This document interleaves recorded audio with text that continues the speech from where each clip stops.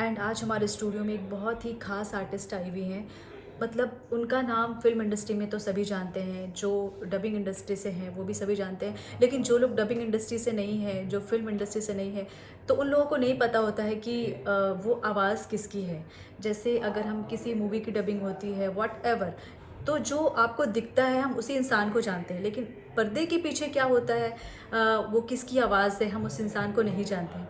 लेकिन हम तो मतलब मैं उनकी बहुत बड़ी फ़ैन हूँ एंड मैंने बहुत कुछ उनसे सीखा है। वो तो काफ़ी समय से इस इंडस्ट्री में है। उनका नाम वैसे सबीना मलिक जी है, लेकिन इस इंडस्ट्री में सभी लोग उनको मौसम जी के नाम से जानते हैं।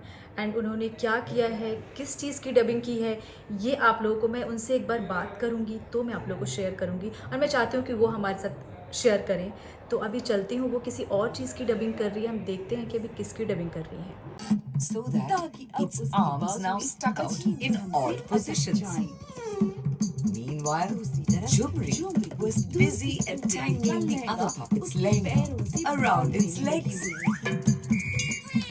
Let's see how she dances now, said Jumri.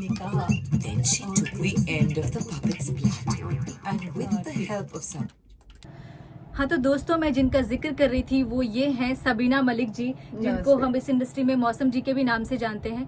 तो मौसम जी ने इतनी सारी मूवीज़ की हैं, इतने सारे वेब सीरीज़ किए हैं कि वो तो मुझे याद है, लेकिन मैं इनकी बहुत बड़ी फ़ैन हूँ। ये जब भी हमारे स्टूडियो आती है, मैं इनको देखती हूँ कि डबिंग कैसे कर रही है, इनसे बहुत कुछ सीखने को मिलता है। तो मैं चाहती हूँ कि मौसम जी कुछ एक चीज़ें आप हमें बताएँ कि इस इंडस्ट्री में आने से पहले लोगों को अगर कोई डबिंग इंडस्ट्री में आना चाहता है तो उनको क्या-क्या तैयारी करनी चाहिए?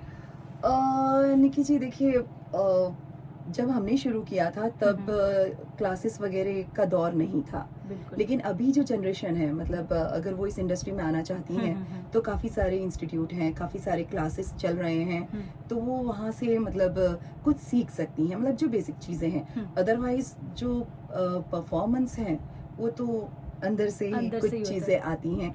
लेकिन ये जो क्लासेस वगैरह हैं उनसे आपको इतना फ़ायदा हो सकता है कि माइक के सामने कैसे बैठना है, पॉजेस कैसे मार्क करने हैं, हेडफोन को हम क्यों पहनते हैं, फुल बैक हम क्यों लेते हैं, ये सारी चीज़ें आपको समझ में आ जाती हैं। तो उसके बाद आपके लिए डबिंग मतलब स्टूडियो में जाकर थोड़ा सा मतलब आसान हो जाता है चीज़ों को समझना।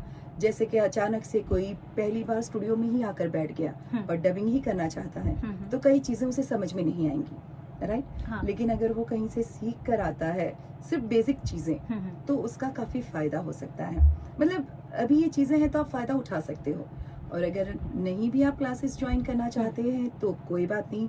अगर आप की कोई पहचान वाले हैं, आप किसी स्टूडियो में जाकर वहाँ देखिए आर्टिस्ट आते हैं कैसे काम करते हैं, डब करते हैं, कैसे डायलॉग बोलते हैं, तो वो भी एक जरिया है। जरूरी नहीं कि आप क्लासेस से करें, लेकिन ये भी है वो भी है, जैसे आपको कंफर्टेबल। तो मौसम जी आपने कब से शुरुआत की अपना, मतलब ये जो आपने करियर है, आपने पहले से ही सोचा था कि मैं डबिंग इंडस्ट्री में जाऊंगी, क्या था? नहीं नहीं, मैं शुरुआत में थिएटर करती थी। अच्छा। और थिएटर में मेरी मुलाकात सुरभि जो मेरी एक आर्टिस्ट हैं हमारी, बहुत ही नामी आर्टिस्ट हैं, तो उनसे हुई, उनके साथ एक प्ले कर रही थी।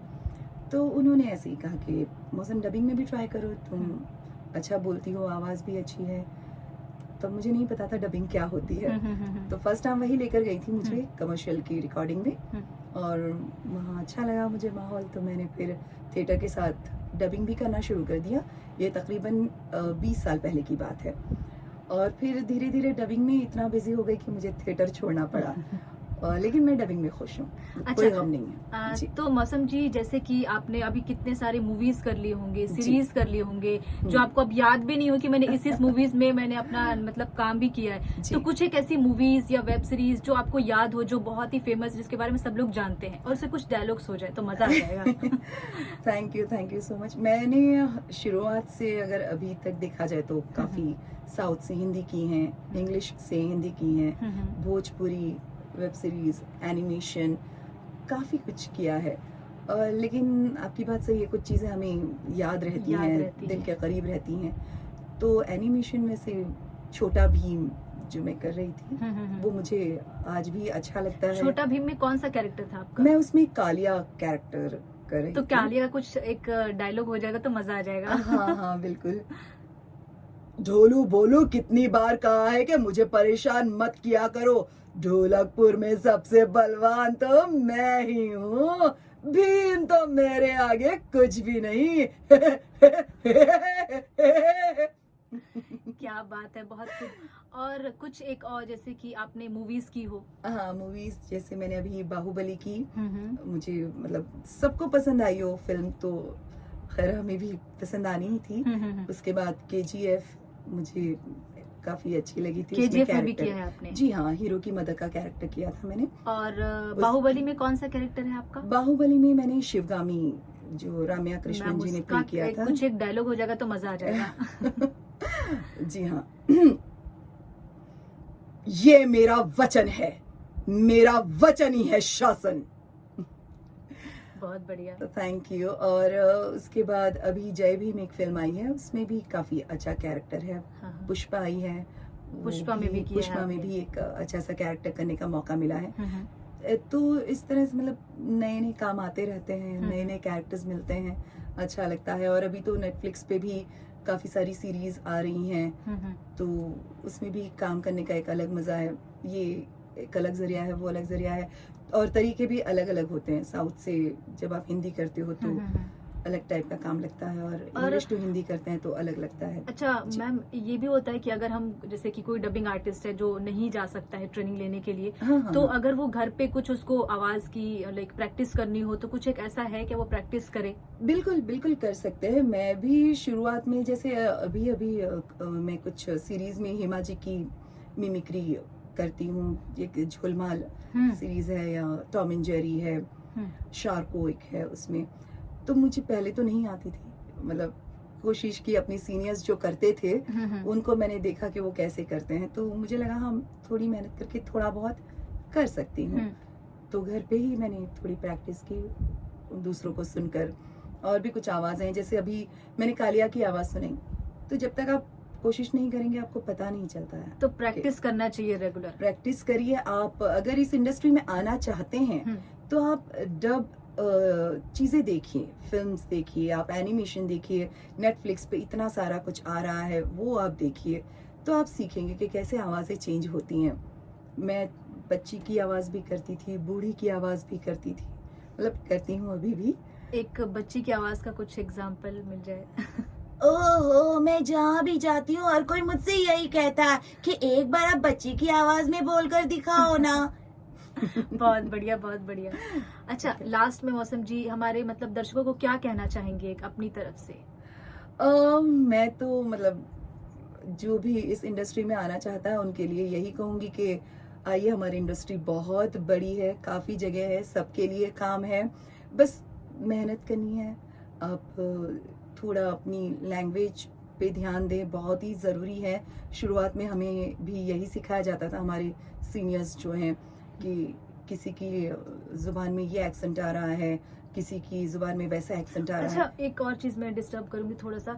अगर कोई जैसे सपोज अगर कोई बिहार का है, अगर वो लैंग्वेज करता है तो कहते हैं कि उनके टोन में वो चीज आती है, तो वो कैसे हटा सकते हैं? हाँ, मैं वही कह रही थी आपसे कि वो मतलब कई आर्टिस्ट के साथ ऐसा होता है। ऐसा नहीं है कि बिहार से ही आए हैं तो होगा, कहीं से भी, अगर आप बॉम्बे से ही हैं तो भी हो सकता है, गुजरात से हैं तो भी हो सकता है। बस आपको उसके लिए तो खुद ही मेहनत करनी पड़ेगी। और आजकल तो ऐसे टीचर्स भी हैं जो सिखाते हैं, स्पेशली जो इस लाइन में आना चाहते हैं या जो एक्टर बनना चाहते हैं, तो आप उनसे भी अगर आप अफोर्ड कर सकते हैं तो उनसे भी सीख सकते हैं। या तो बहुत अच्छी ये बात होगी कि आप फिल्में देखें पुरानी जो हमारी हैं, हिंदी फिल्म्स। अगर आप हिंदी ठीक करना चाहते हैं, कुछ डायलॉग्स लिखें, खुद बोलें, बार बार सुने, किसी को सुनाएं, वो आपको थोड़ा ठीक कर सकते हैं। थैंक यू मैम, आपने अपना कीमती समय हमें दिया। Thank you so much. नहीं, थैंक यू निकी जी। और मुझे आपके स्टूडियो भी आके बहुत अच्छा लगता है। जब भी यहाँ आती हूँ रिकॉर्डिंग मौसम के जी लिए। जब भी आती है ना, मैं इनका डबिंग बैठ के देखती हूँ कि मैं इनसे कुछ सीखूं कि ये कैसे करती है। मतलब जब मैं फर्स्ट टाइम मिली थी ना, तो मुझे पता नहीं था कि इन्होंने बाहुबली में इस कैरेक्टर को इन्होंने अपनी आवाज दी है।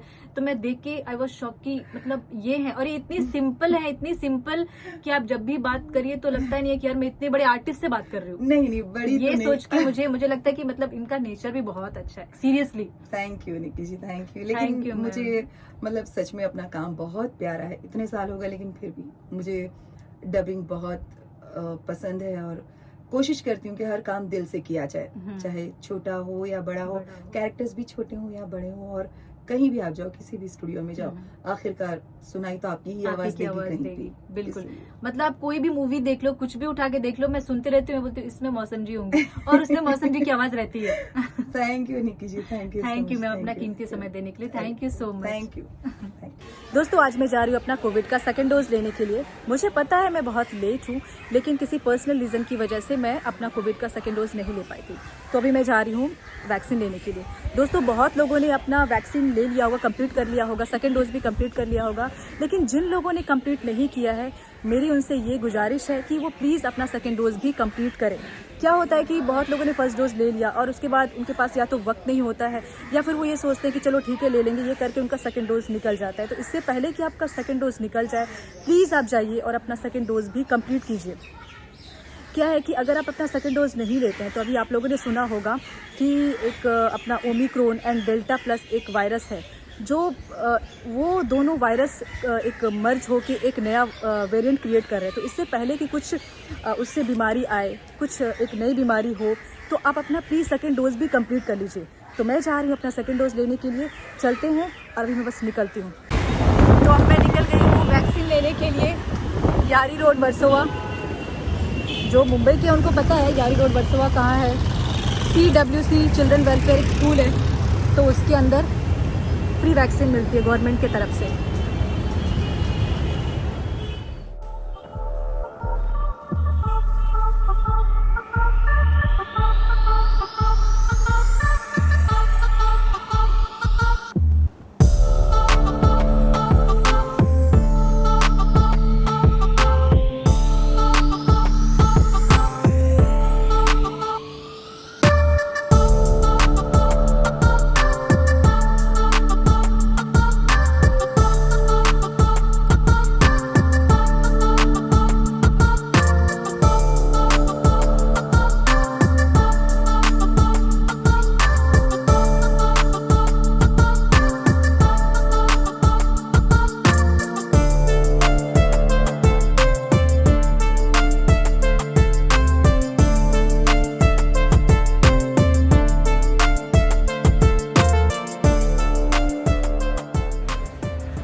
मेरा डोज हो गया है कंप्लीट, डोज ले लिया है। ज़्यादा रश है नहीं, तो इसलिए 5 मिनट में काम हो गया।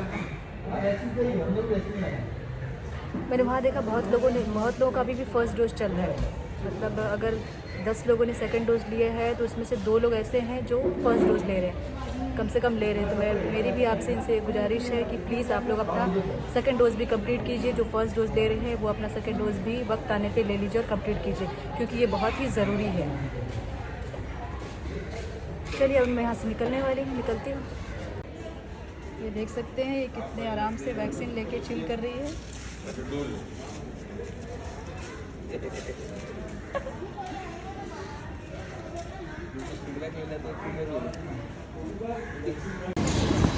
सेकेंड डोज भी भाई मेरा हो गया कंप्लीट। तो सबसे बड़ा फ़ायदा और मतलब अच्छी चीज़ ये लगती है, अगर आप कहीं भी ट्रैवलिंग कर रहे हो ना, तो कहते हैं कि आपको अगर आपने सिर्फ फर्स्ट डोज लिया है तो आपको RT-PCR रिपोर्ट निकाल के जाना पड़ेगा। तो अब ये हो गया सेकेंड डोज कंप्लीट, तो मुझे RT-PCR रिपोर्ट निकालने की ज़रूरत नहीं है। मैं अपना सेकेंड डोज का सर्टिफिकेट दिखा के जा सकती हूँ। तो इस बात से मैं हो गई हूँ निश्चिंत। अब जा रही हूँ घर। मेरा घर यहाँ से थोड़ी दूर भी है, वैसे 10 मिनट का रास्ता है, लेकिन जब मैं मुंबई आई थी तो मैं सबसे पहले इधर ही रहती थी, इधर ही किसी जगह पे रहती थी। अभी मैं कहीं और शिफ्ट हो गई। ये जो एरिया है बहुत ही शांत है, आज यू कैन सी, देख सकते हैं इधर पीछे का बैकग्राउंड। हाँ क्या मस्त है। और मुंबई का मौसम तो पूछे ही मत, ठंड भी है, धूप भी है, मस्त मौसम हो रहा है।